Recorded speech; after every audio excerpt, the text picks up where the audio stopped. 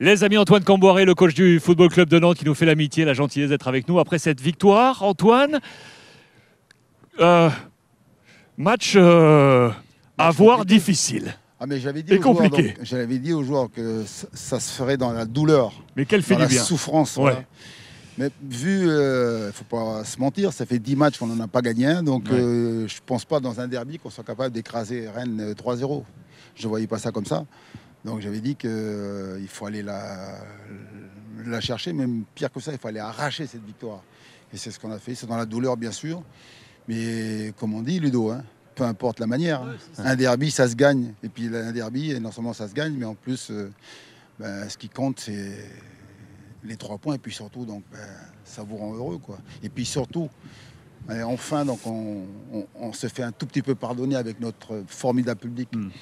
Parce que j'entendais les joueurs, bon, il y a une petite pression, on a une espèce de petit chape de plomb quand on est ici à la Beaujoire, parce que donc voilà, les joueurs ont du mal à se libérer. Et j'ai dit, mais les mecs, on est 17e, vous voulez que les supporters ils fassent quoi? Donc qui viennent gronder, des fois donc monter un peu le son, là, et puis donc bien sûr montrer de la colère, heureusement. Mais ils sont toujours là, hein. Regardez, les 17e, il y a 30 000 mecs qui viennent là, oui, et puis ils nous supportent, Après, ça dépend de ce que nous on propose. Si dans le match on n'est pas bon, ben heureusement qu'ils sifflent, hein, Ludo. C'est ça, hein. Il faut accepter les critiques. Non, oui, bien sûr. Mais après, le système que tu proposes, il est quand même mieux pour tes joueurs et mieux pour ça rassure. C'est ce que nous a dit Pedro. Ah non, mais là aujourd'hui, c'est pour ça que je parle bien de travail d'équipe. Moi qui étais donc souvent, Ludo il sait, moi j'impose mes idées autoritaires. Là. Mais là j'ai compris avec cette génération-là de joueurs, ça et tout, on discute, on échange. Et puis eux, ils ont besoin d'être rassurés. Donc là, on passe à 5 derrière. Alors des fois c'est 5-4-1, des fois c'est 5-3-2. Puis après, des fois je fais 5-2-3. J'essaie quand même de mettre 3 attaquants. Puis à la fin, donc un peu contre la vie, j'ai dit les mecs, là maintenant on veut gagner le match. Parce que faire des nuls c'est bien, mais t'avances pas. Gagner, je suis passé en 4-4-2, quoi. Mais après, il faut discuter, échanger. C'est vrai que... Tu as évolué là-dessus, du coup? Oui. Tu as changé? Oui. Je sais que... Tu n'es plus aussi dur dans ton imposition de... Moi, j'ai connu dur, donc du coup... Non, voilà, donc, mais aussi parce qu'il y a la fragilité avec les résultats qu'on a. On serait à gagner, donc on pourrait donc imposer ce qu'on veut, mais là aujourd'hui c'est vachement important, donc aussi il y a des choses bien quand même, mais il faut juste que de temps en temps, ce que je disais, se libérer un peu. Oui, puis jouer un peu plus vers l'avant, en profondeur. Tu as des attaquants qui te font des bons appels. Ils attendent que ça. Et du coup, des fois, comme je dirais à Jo, tout ça, mais tu sais, contre le Havre, c'est-à-dire que les joueurs, ils veulent pas perdre le ballon, ils sécurisent chaque passe. Il n'y a plus de risque, prise de risque, mais de temps en temps, il y a des renversements de jeu à faire. Et puis tu perds le ballon, mais derrière, donc, tu proposes quelque chose. Quoi. Et puis surtout, il faut prendre des risques si tu veux aller marquer des buts. D'autant que tu as des risques de passe. Au milieu, entre Jo et Pedro qui grattent. Ils grattent énormément de ballons.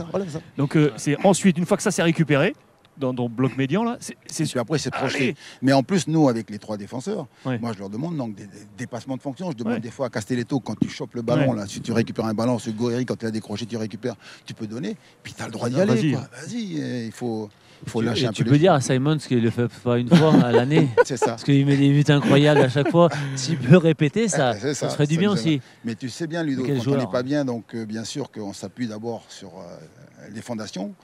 Une assise défensive solide et puis après proposer un peu plus de jeu, mais après c'est le talent des joueurs et nous on a la chance là aujourd'hui d'avoir donc Mathis Sabline et puis un Simon, quoi. Tu as le talent pour pouvoir faire débloquer des situations ou sur coup de pied arrêté comme on a vu à Rennes, quoi. Heureusement que Wo il fait une main, c'est limite. C'est limite. C'est limite. Bon, tu vas la prendre quand même. On va rien dire, mais c'est vrai que c'est limite. Mais c'est dommage parce que tu te mets en difficulté sur un corner parce qu'ils ne sont pas dangereux. Et sur la dernière action, tu trembles, tu paniques. On a vu tout de suite. J'ai dit, le gardien, il faut qu'il soit costaud là parce que sinon. Et du coup, malheureusement, il s'est passé ça. Mais tant mieux pour toi et pour la suite de la saison. Mais en tout cas, voilà, ça peut faire du bien aux têtes et lâcher un peu prise. C'est casser un peu cette spirale, surtout. Tu as du mal à gagner à domicile et puis tu gagnes dans un derby, quoi. Et puis contre l'ennemi juré, le Stade Rennais. Donc pour toutes ces raisons-là, donc voilà, le classement, la confiance, et puis après nous on fait un autre derby donc la semaine prochaine on va à Brest chez mon ami Eric là-bas. Leroy. La dernière, Antoine, toi ça va comment personnellement? Moi je vais bien. Alors, bien sûr que je ne vais pas dire que j'ai bien vécu donc les dernières semaines, mais j'ai appris avec le temps, avec l'expérience, puis surtout je me suis blindé. Aujourd'hui, ce qui est important, c'est de garder toute mon énergie pour les joueurs. Comme moi, ma situation, je suis plus là, je vais à l'île Maurice. Hein. Voilà, donc tu veux que j'aille où? Ça fait longtemps que je me prends plus à l'aide. Alors bien sûr que je suis accroché. Moi, j'adore ce que je fais, j'ai envie de travailler, mais tant que le président ne me dit pas c'est fini, je continue. Puis je tiens à les remercier quand même parce que après 10 journées sans en gagner parce que la pente descendante a été dure. Hein. Voilà, sans en gagner un match, on était 17e. Le président, il aurait pu depuis un moment me dire bon, Antoine, c'est fini. Donc ils ont maintenu la confiance. Je pense que tu es l'homme de la situation et surtout que tu as un bon groupe. Je pense qu'il ne manque pas grand-chose. Après, c'est sûr que c'est difficile, mais je pense que tu as quelque chose à faire avec ces joueurs-là. Voilà, moi, ce qui est important, c'est que ce que je vois à l'entraînement tous les jours, les joueurs viennent, donc il y a une bonne ambiance, ils s'impliquent. Après, nous, aujourd'hui, on a du mal à marquer, quoi. On a toujours un peu de mal à débloquer les situations.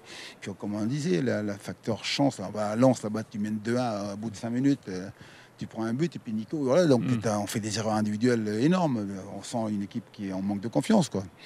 Mais voilà, c'est pour ça que je dis ma situation, elle est secondaire. Comme moi, je suis préoccupé par comment trouver des solutions, comment aider les joueurs, quoi. Donc voilà, aujourd'hui, je suis content pour eux. Et puis voilà, la vie, elle est comme ça, quoi. Des bravos, Antoine, c'est la vie d'entraîneur, quoi. Antoine, merci. À l'arrache, à l'arrache. Antoine, merci. Voilà, Merci de cette disponibilité.